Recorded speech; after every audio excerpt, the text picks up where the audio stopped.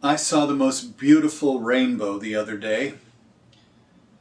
This late spring has been wet.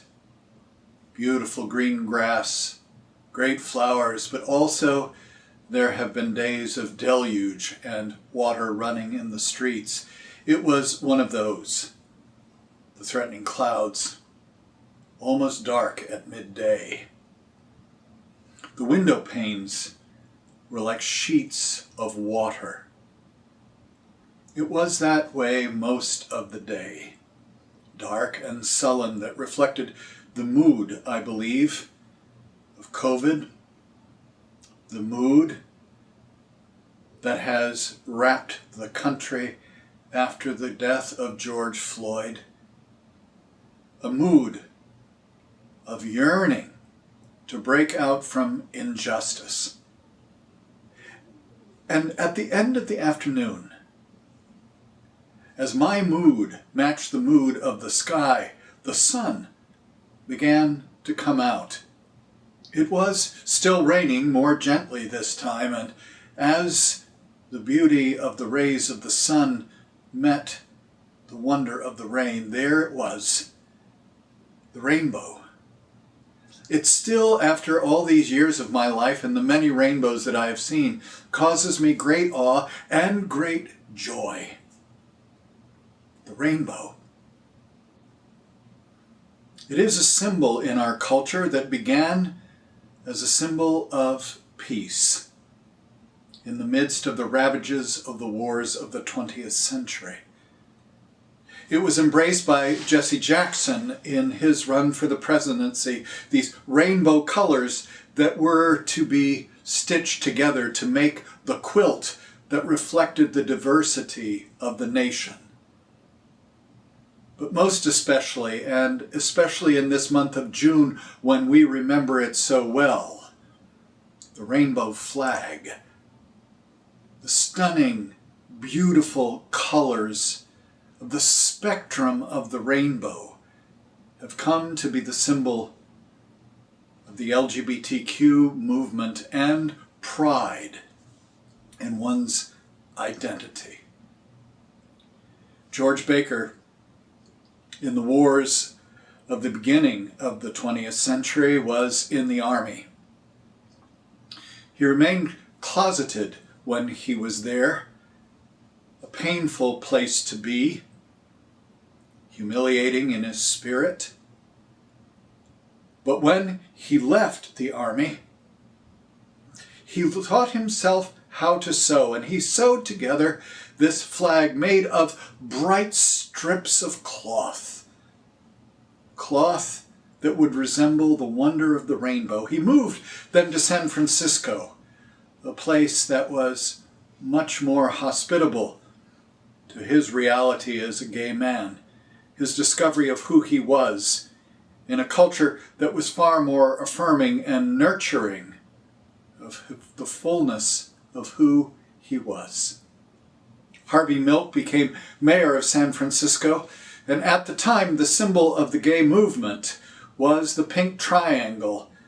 It was the symbol that was assigned in the Nazi concentration camps that made a person who wore it, mostly gay men, the lowest of the low, considered vermin, humiliated, despised, and killed. And Harvey Milk did not want that symbol that was under such a dark and threatening cloud to be the symbol of a movement that was to be of joy, of pride, of discovery, of the fullness of who he and others who had discovered that they were gay or lesbian, bisexual, later transgendered or queer or allies. Those who had lived into the promises of the fullness of life. To borrow the promise that comes from Scripture, you are a new person all together because you have discovered or are in the process of discovering who you are, who you were meant to be, how you are liberated to be the fullness of what God made you to be. And in that, you take great pride. The promise of the rainbow of Noah, the covenant that God made after the destruction of the earth, and God said to Noah, I will no longer destroy. We are in a period of time when the clouds over so many, and for so many reasons, have been assembled to be threatening, to keep a person closeted or humiliated and beaten down.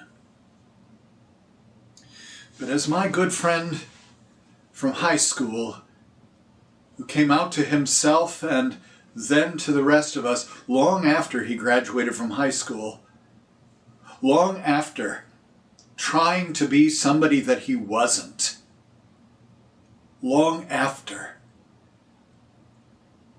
he came out, he's married, in the fullness of what life has promised to him to be,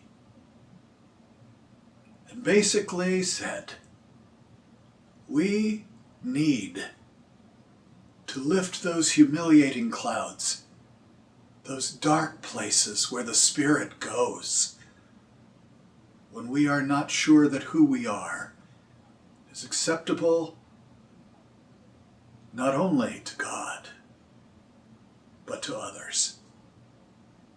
This is the month when we most specifically think of pride, when all means all, when the glory of the full spectrum and diversity of humanity is embraced in the wonder of God. Blessed Pride Month. Happy Pride Month. Joyous Pride Month. Dispel the clouds in the fullness of the light of life and of love. Amen.